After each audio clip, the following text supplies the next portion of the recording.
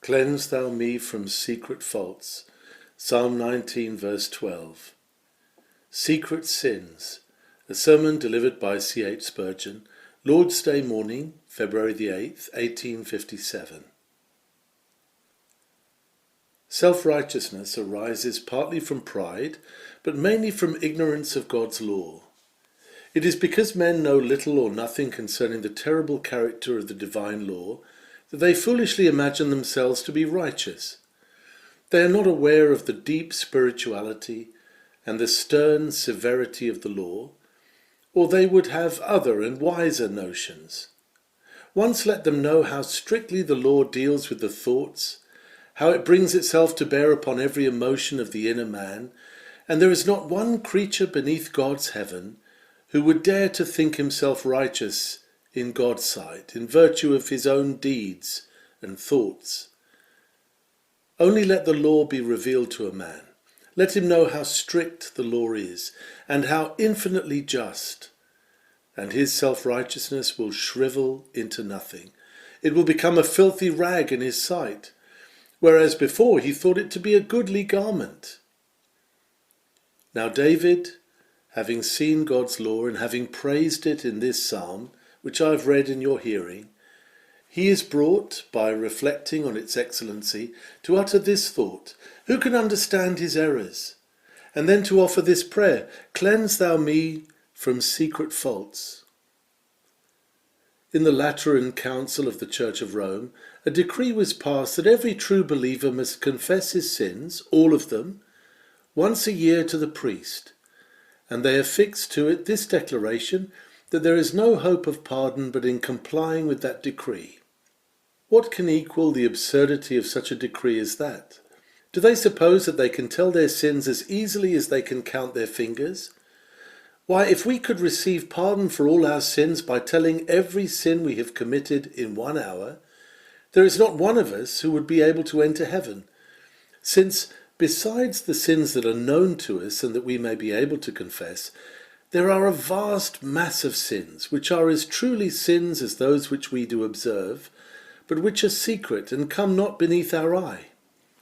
Oh, if we had eyes like those of God, we should think very differently of ourselves.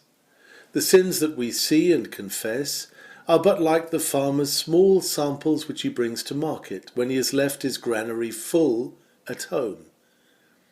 We have but a very few sins which we can observe and detect, compared with those which are hidden to ourselves and unseen by our fellow creatures. I doubt not it is true of all of us who are here, that in every hour of our existence in which we are active, we commit tens of thousands of unholinesses, for which conscience has never reproved us, because we have never seen them to be wrong, seeing we have not studied God's laws as we ought to have done. Now be it known to us all that sin is sin, whether we see it or not, that a sin secret to us is a sin as truly as if we knew it to be a sin, though not so great a sin in the sight of God as if it had been committed presumptuously, seeing that it lacks the aggravation of willfulness. Let all of us who know our sins offer this prayer after all our confessions: Lord, I have confessed as many as I know, but I must add an etc. after them, and say, cleanse thou me from secret faults. That, however, will not be the pith of my sermon this morning. I am going after a certain class of men who have sins not unknown to themselves, but secret to their fellow creatures. Every now and then we turn up a fair stone which lies upon the green sward of the professing church, surrounded with the verdure of apparent goodness. And to our astonishment we find beneath it all kinds of filthy insects and loathsome reptiles, and in our disgust at such hypocrisy we are driven to exclaim, all men are liars, there are none in whom we can put any trust at all. It is not fair to say so of all, but really the discoveries which are made of the insincerity of our fellow creatures are enough to make us despise our kind, because they can go so far in appearances and yet have so little soundness of heart. To you, sirs, who sin secretly and yet make a profession, you break God's covenants in the dark and wear a mask of goodness in the light. To you, sirs, who shut the doors and commit wickedness in secret, to you I shall speak this morning. O may God also be pleased to speak to you and make you pray this prayer, cleanse thou me from secret faults. I shall endeavour to urge upon all pretenders present to give up, to renounce, to detest, to hate, to abhor all their secret sins. And first I shall endeavour to show the folly of secret sins, secondly, the misery of secret sins, thirdly, the guilt of secret sins, fourthly, the danger of secret sins. And then I shall try to apply some words by way of remedy, that we may all of us be enabled to avoid secret sins. First then, the folly of secret sins. Pretender, thou art fair to look upon. Thy conduct outwardly upright, amiable, liberal, generous, and Christian. But thou dost indulge in some sin which the eye of man has not yet detected. Perhaps it is private drunkenness. Thou dost revile the drunkard when he staggers through the street, but thou canst thyself indulge in the same habit in private. It may be some other lust or vice. It is not for me just now to mention what it is. But, pretender, we say unto thee, thou art a fool to think of harbouring a secret sin, and thou art a fool for this one reason, that thy sin is not a secret sin. It is known and shall one day be revealed, perhaps very soon. Thy sin is not a secret. The eye of God hath seen it. Thou hast sinned before his face. Thou hast shut to the door and drawn the curtains, and kept out the eye of the sun. But God's eye pierceth through the darkness. The brick walls which surrounded thee were as transparent as glass to the eye of the Almighty. The darkness which did gird thee was as bright as the summer's noon, to the eye of him who beholdeth all things. Knowest thou not, O man, that all things are naked and open to the eyes of him with whom we have to do? As the priest ran his knife into the entrails of his victim, discovered the heart and liver, and what else did lie within, so art thou, O man, seen by God, cut open by the Almighty. Thou hast no secret chamber where thou canst hide thyself. Thou hast no dark cellar where thou canst conceal thy soul. Dig deep, aye, deep as hell, but thou canst not find earth enough upon the globe to cover thy sin. If thou shouldst heap the mountains on its grave, those mountains would tell the tale of what was buried in their bowels. If thou couldst cast thy sin into the sea, 1,000 babbling waves would tell the secret out.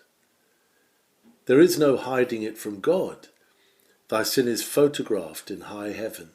The deed, when it was done, was photographed upon the sky, and there it shall remain, and thou shalt see thyself one day revealed to the gazing eyes of all men, a hypocrite, a pretender, who did sin in fancied secret, observed in all thine acts by the all-seeing Jehovah. Oh, what fools men are, to think they can do anything in secret! This world is like the glass hives, wherein bees sometimes work. We look down upon them, and we see all the operations of the little creatures. So God looketh down and seeth all. Our eyes are weak, we cannot look through the darkness, but his eye, like an orb of fire, penetrateth the blackness, and readeth the thoughts of man, and seeth his acts when he thinketh himself most concealed. Oh, it were a thought enough to curb us from all sin, if it were truly applied to us, Thou, God, seest me. Stop, thief, drop thou that which thou hast taken to thyself. God seeth thee. No eye of detection on earth hath discovered thee, but God's eyes are now looking through the clouds upon thee. Swearer, scarce any for whom thou carest heard thy oath, but God heard it. It entered into the ears of the Lord God of Sabaoth. Ah, thou who leadest a filthy life, and yet art a respectable merchant, bearing among men of fair and goodly character. Thy vices are all known, written in God's book. He keepeth a diary of all thine acts. And what wilt thou think on the day when a crowd shall be assembled, compared with which this immense multitude is but a drop of a bucket? And God shall read out the story of thy secret life, and men and angels shall hear it. Certain I am there are none of us who would like to have all our secrets read, especially our secret thoughts. If I should select out of this congregation the most holy man, should bring him forward and say, Now, sir, I know all your thoughts, and am about to tell them, I am sure he would offer me the largest bribe that he could gather, if I would be pleased to conceal at least some of them. Tell, he would say, of my acts.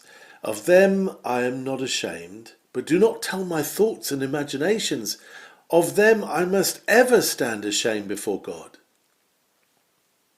What then, sinner, will be thy shame, when thy privy lusts, thy closet transgressions, thy secret crime shall be gazetted from God's throne, published by his own mouth, and with a voice larger than 1,000 thunders, preached in the ears of an assembled world?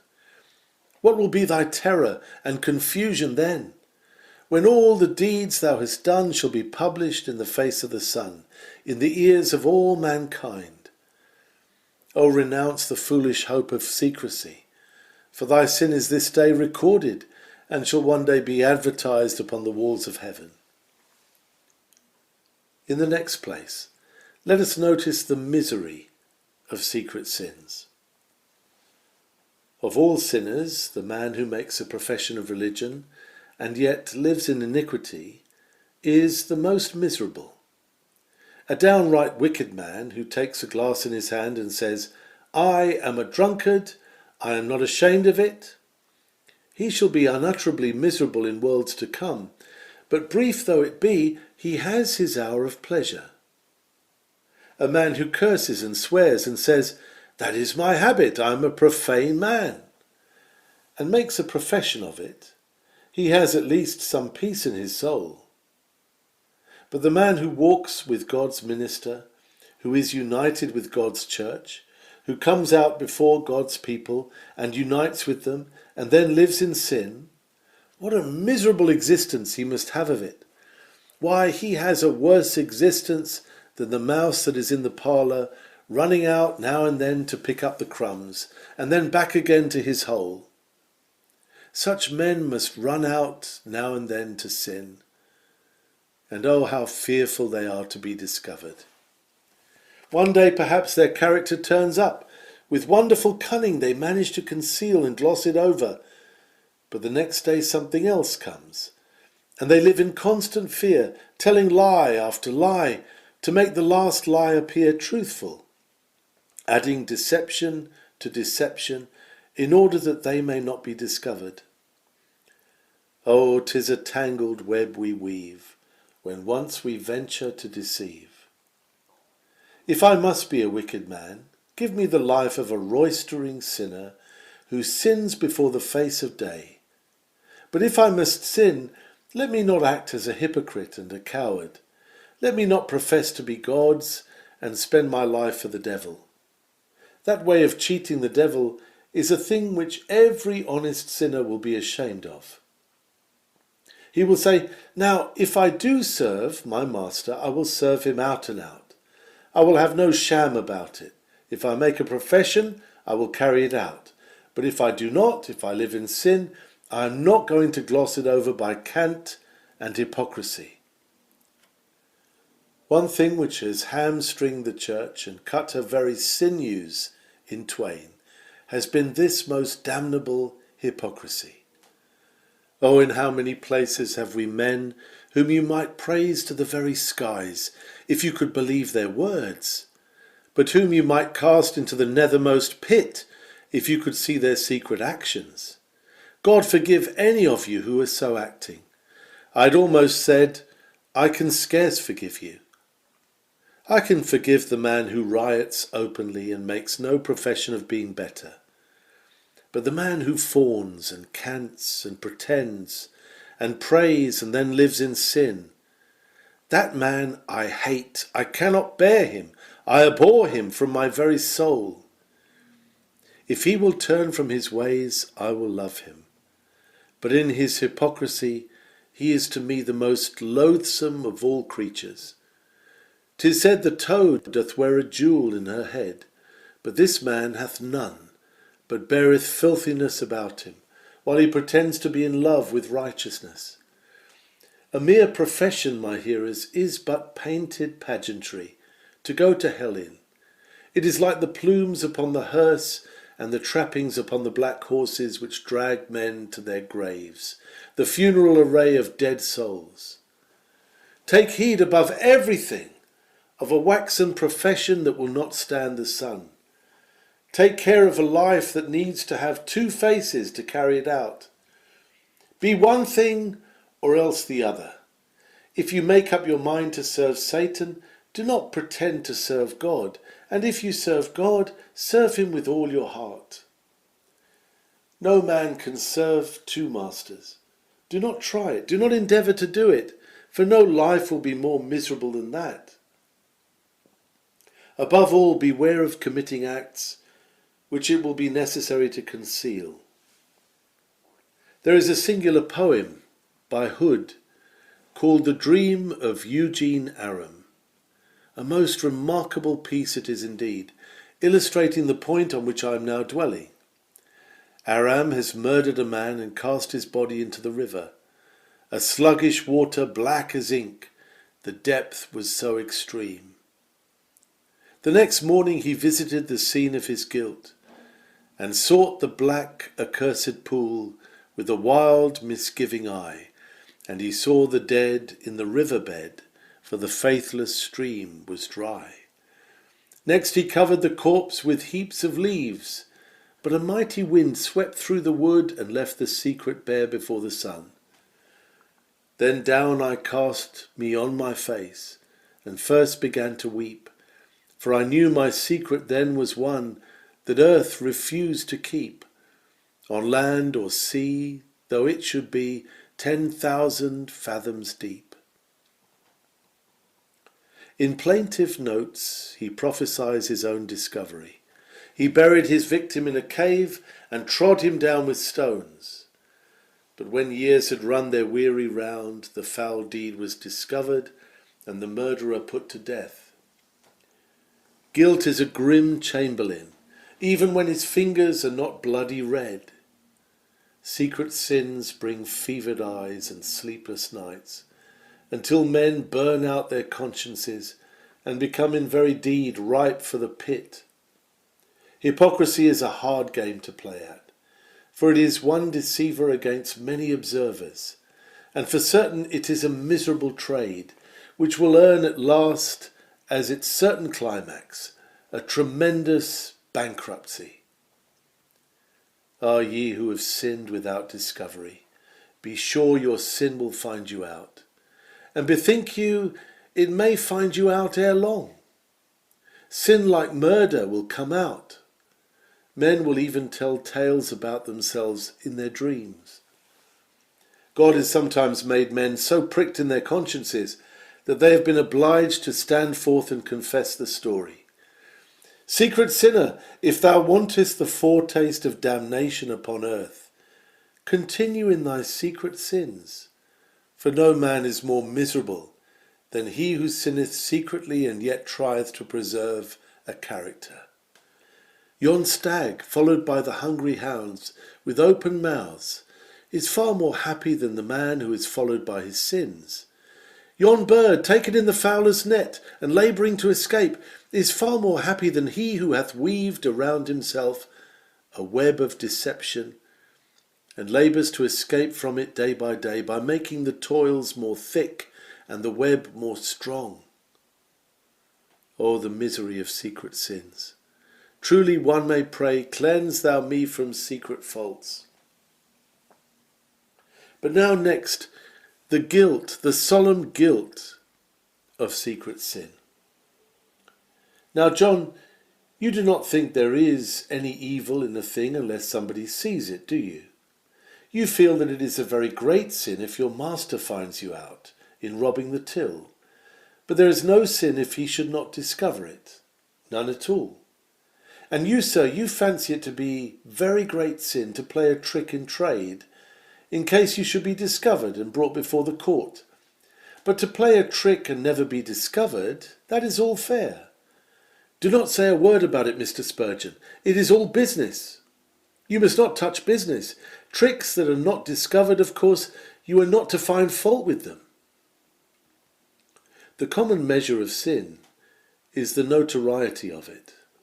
But I do not believe in that. A sin is a sin, whether done in private or before the whole world. It is singular how men will measure guilt. A railway servant puts up a wrong signal. There is an accident.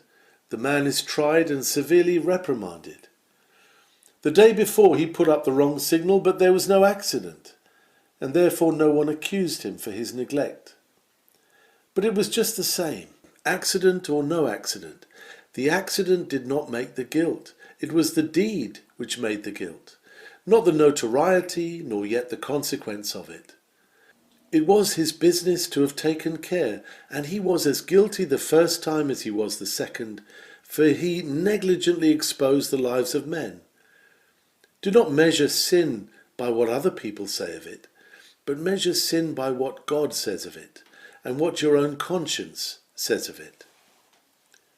Now I hold that secret sin, if anything, is the worst of sin, because secret sin implies that the man who commits it has atheism in his heart. You will ask, how can that be?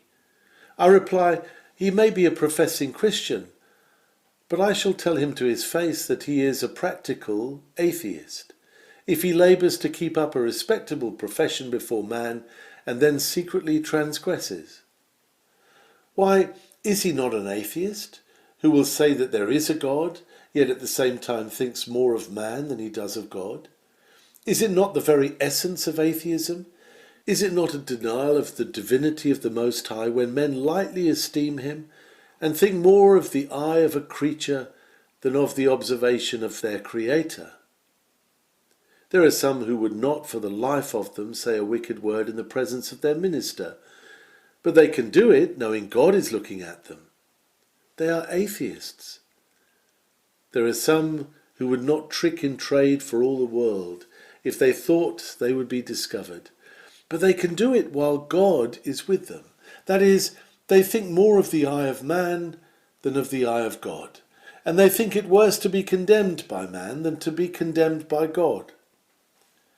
Call it by what name you will, the proper name of that is practical atheism.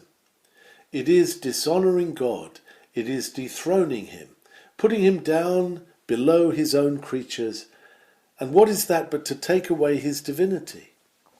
Brethren, do not, I beseech you, incur the fearful guilt of secret sins. No man can sin a little in secret, it will certainly engender more sin. No man can be a hypocrite and yet be moderate in guilt.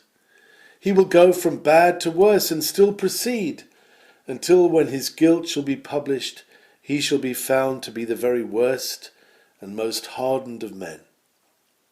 Take heed of the guilt of secret sin. Now if I could preach as Rowland Hill did, I would make some people look to themselves at home, and tremble too. It is said that when he preached, there was not a man in the window or standing in the crowd or perched up anywhere, but said, "There he is preaching at me. He is telling me about my secret sins." And when he proclaimed God's omniscience, it is said men would almost think they saw God bodily present in the midst of them, looking at them. And when he had done his sermon, they would hear a voice in their ears, "Can any hide himself in secret places that I cannot see him, saith the Lord? Do not I fill heaven and earth, saith the Lord?" I would I could do that I could make every man look to himself and find out his secret sin. Come, my hearer, what is it? Bring it forth to the daylight. Perhaps it will die in the light of the sun. These things love not to be discovered. Tell thine own conscience now what it is. Look it in the face, confess it before God, and may he give thee grace to remove that sin and every other, and turn to him with full purpose of heart. But this know, that thy guilt is guilt discovered or undiscovered, and that if there be any difference, it is worse, because it has been secret. God save us from the guilt of secret sin. Cleanse thou me from secret faults. And note next the danger of secret sin. One danger is that a man cannot commit a little sin in secret without being by and by betrayed into a public sin. You cannot, sir, though you may think you can preserve a moderation in sin. If you commit one sin, it is like the melting of the lower glacier upon the Alps. The others must follow in time. As certainly as you heap one stone upon the cairn today, the next day you will cast another, until the heap, reared stone by stone, shall become a very pyramid. See the coral insect at work. You cannot decree where it shall stay its work. It will not build its rock just as high as you please. It will not stay until it shall be covered with weeds, until the weeds shall decay, and there shall be soil upon it, and an island shall be created by tiny creatures. Sin cannot be held in with bit and bridle. But I'm going to have a little drink now and then. I'm only going to be intoxicated once a week or so. Nobody will see it. I shall be in bed directly. You will be drunk in the street soon. I'm only just going to read one lascivious book. I will put it under the sofa cover when anyone comes in. You will keep it in your library yet, sir. I'm only going into that company now and then. You will go there every day. Such is the bewitching character of it. You cannot help it. You may as well ask the lion to let you put your head into its mouth. You cannot regulate his jaws, neither can you regulate sin. Once you go into it, you cannot tell when you will be destroyed. You may be such a fortunate individual that, like Van Amberg, you may put your head in and out a great many times. Rest assured that one of these days it will be a costly venture. Again, you may labour to conceal your vicious habit, but it will come out. You cannot help it. You keep your little pet sin at home. But mark this, when the door is ajar, the dog will be out in the street. Wrap him up in your bosom, put over him fold after fold of hypocrisy to keep him secret. The wretch will be singing some day when you are in company. You cannot keep the evil bird still. Your sin will gad abroad, and what is more, you will not mind it some of these days. A man who indulges in sin privately, by degrees gets his forehead as hard as brass. The first time he sinned, the drops of sweat stood on his brow at the recollection of what he had done. The second time, no hot sweat on his brow, only an agitation of the muscle. The third time there was the sly, sneaky look, but no agitation. The next time he sinned a little further, and by degrees he became the bold blasphemer of his God, who exclaimed, "Who am I that I should fear Jehovah? And who is he that I should serve him?" Men go from bad to worse. Launch your boat in the current. It must go where the current takes it. Put yourself in the whirlwind. You are but a straw in the wind. You must go which way the wind carries you. You cannot control yourself. The balloon can mount, but it cannot direct its course. It must go whichever way the wind blows. If you once mount into sin, there is no stopping. Take heed if you would not become the worst of characters. Take heed of the little sins. They, mounting one upon another, may at last heave you from the summit and destroy your soul forever. There is a great danger in secret sins. But I have here some true Christians who indulge in secret sins. They say it is but a little one, and therefore do they spare it. Dear brethren, I speak to you, and I speak to myself, when I say this: let us destroy all our little sins. They are called little, and if they be, let us remember that it is the foxes, even the little foxes, that spoil our vines, for our vines have tender shoots. Let us take heed of our little sins. A little sin, like a little pebble in the shoe, will make a traveller to heaven walk very wearily. Little sins, like little thieves, may open the door to greater ones outside. Christians, recollect that little sins will spoil your communion with Christ. Little sins, like little stains in silk, may damage the fine texture of fellowship. Little sins, like little irregularities in the machinery, may spoil the whole fabric of your faith. The one dead fly spoileth the whole pot of ointment. That one thistle may seed a continent with noxious weeds. Let us, brethren, kill our sins as often as we can find them. One said, the heart is full of unclean birds, it is a cage of them. Ah, but, said another divine, you must not make that an apology, for a Christian's business is to wring their necks. And so it is. If there be evil things, it is our business to kill them. Christians must not tolerate secret sins. We must not harbour traitors. It is high treason against the King of Heaven. Let us drag them out to light and offer them upon the altar, giving up the dearest of our secret sins at the will and bidding of God. There is a great danger in a little secret sin. Therefore avoid it, pass not by it, turn from it and shun it, and God give thee grace to overcome it.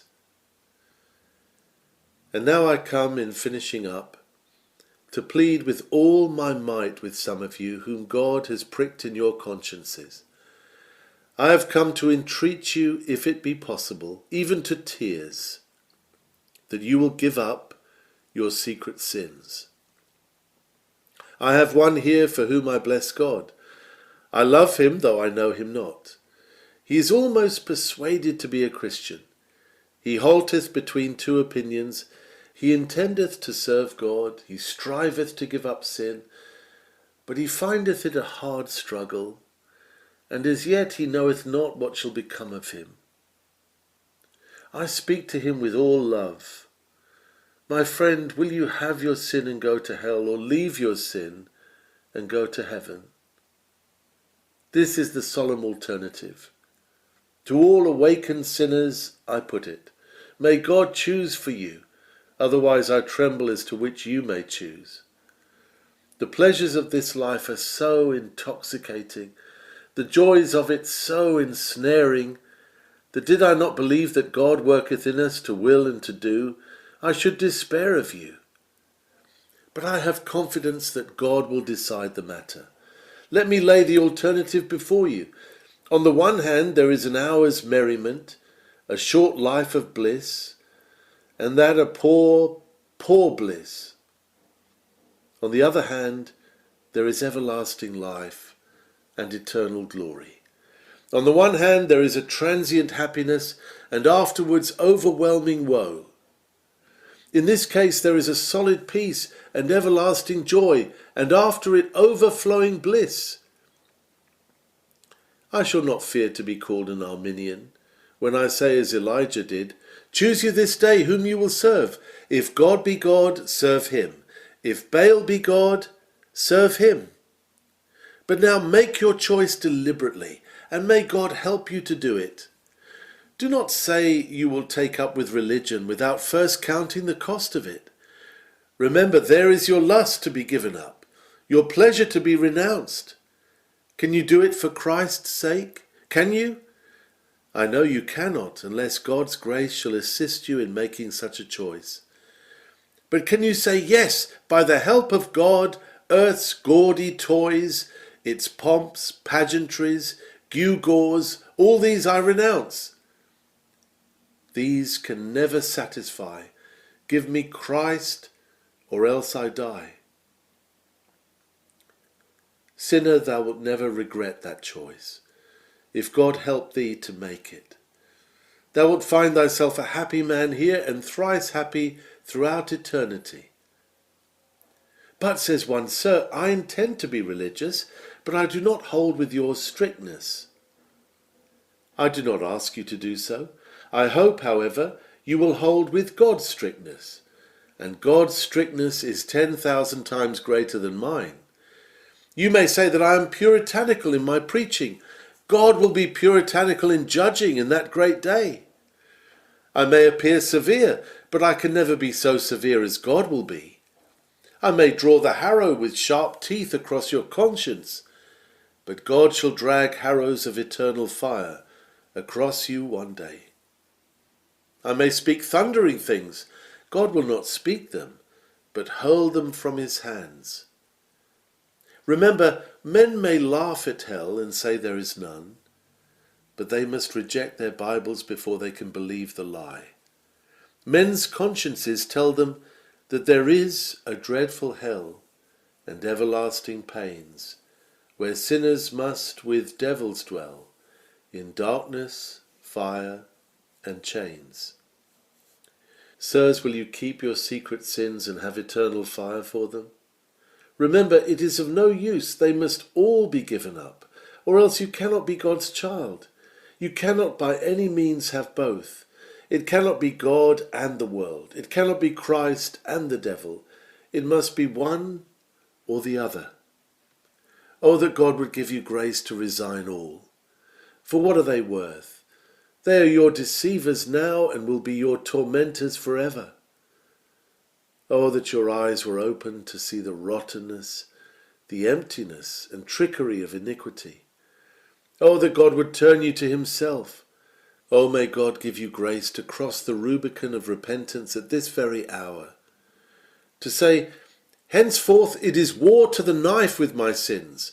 Not one of them will I willingly keep, but down with them. Down with them. Canaanite, Hittite, Jebusite, they shall all be driven out. The dearest idol I have known, whate'er that idol be, help me to tear it from its throne and worship only thee. But, oh, sir, I cannot do it. It would be like pulling my eyes out. I but hear what Christ says. It were better for thee to enter into life with one eye, than having two eyes to be cast into hell fire. But it would be like cutting my arms off. Ay, and it would be better for thee to enter into life halt or maimed, than to be cast into hell fire forever. Oh, when the sinner comes before God at last, do you think he will speak as he does now? God will reveal his secret sins. The sinner will not then say, Lord, I thought my secret sins so sweet, I could not give them up. I think I see how changed it will be then. Sir, you say now, you are too strict. Will you say that when the eyes of the Almighty are glowering on you? You say now, Sir, you are too precise. Will you say that to God's almighty face? Sir, I mean to keep such and such a sin. Can you say it at God's bar at last? You will not dare to do it then. Ah, when Christ comes a second time, there will be a marvellous change in the way men talk. Methinks I see him. There he sits upon his throne. Now, Caiaphas, come and condemn him now. Judas, come and kiss him now. What do you stick at, man? Are you afraid of him? Now, Barabbas, go, see whether they will prefer you to Christ now.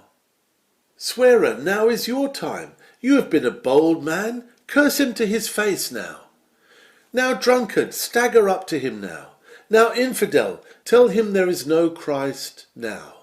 Now that the world is lit with lightning, and the earth is shaken with thunder, till the solid pillars thereof do bow themselves, tell God there is no God now. Now laugh at the Bible. Now scoff at the minister. Why, men, what is the matter with you? Why can't you do it? Ah, there you are, you have fled to the hills and to the rocks. Rocks, hide us! Mountains, fall on us! Hide us from the face of him that sitteth on the throne.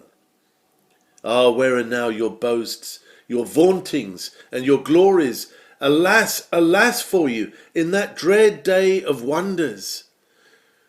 Secret sinner, what then will become of thee? Go out of this place unmasked. Go out to examine thyself. Go out to bend thy knee. Go out to weep. Go out to pray. God give thee grace to believe.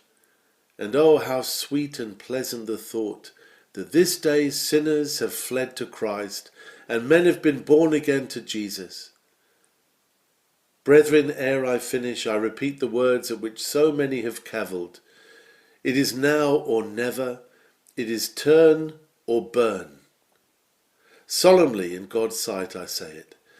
If it be not God's truth, I must answer for it in the great day of account. Your consciences tell you it is true. Take it home. And mock me if you will. This morning I am clear of your blood. If any seek not God but live in sin, I shall be clear of your blood in that day when the watchman shall have your souls demanded of him. Oh, may God grant that you may be cleared in a blessed manner. When I went down those pulpit stairs a Sabbath or two ago, a friend said to me words which have been in my mind ever since. Sir, there are 9,000 people this day without excuse in the day of judgment. It is true of you this morning. If you are damned, it will not be for want of preaching to you, and it shall not be for want of praying for you. God knoweth that if my heart could break of itself, it would for your souls. For God is my witness how earnestly I long for you in the bowels of Jesus Christ. Oh, that he might touch your hearts and bring you to him. For death is a solemn thing. Damnation is a horrible thing. To be out of Christ is a dreadful thing. To be dead in sin is a terrifying thing. May God lead you to view these things as they are and save you for his mercy's sake. He that believeth and is baptized shall be saved. Lord, search my soul, try every thought, though my own heart accuse me not, of walking in a false disguise. I beg the trial of thine eyes. Doth secret mischief lurk within? Do I indulge some unknown sin? O turn my feet whene'er I stray, and lead me in thy perfect way. Amen.